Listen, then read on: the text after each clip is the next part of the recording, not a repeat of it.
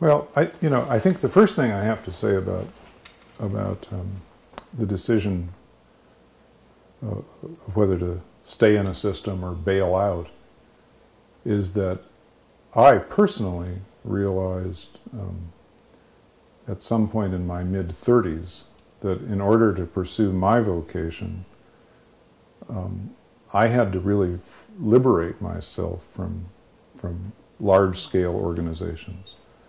And starting in my mid-30s, which is now 30 years ago, I began walking a much more independent path to the point where for the past almost 20 years I've worked completely independently, with not on anybody's payroll, not on any organization's payroll.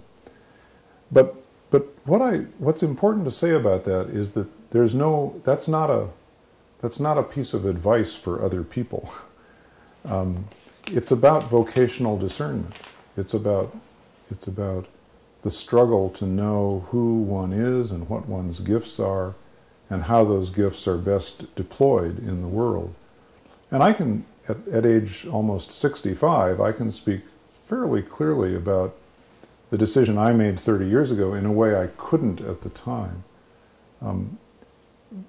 I started to realize as time went by that given the way I'm made, I was spending a lot of time in organizational life getting conflicted with the way power was being used in that organization.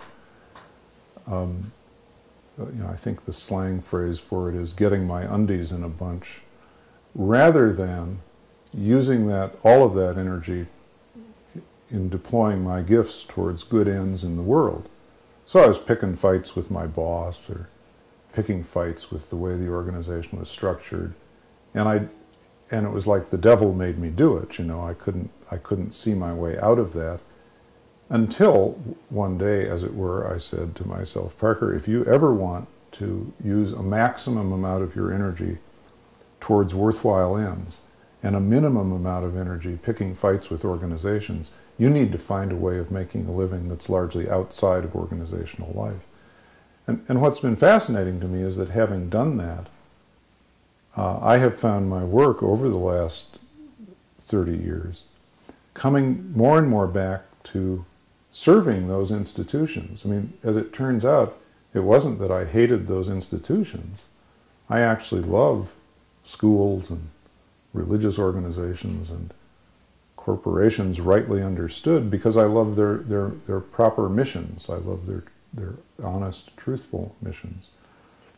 I just don't belong in them. I can be more help outside them than I can within.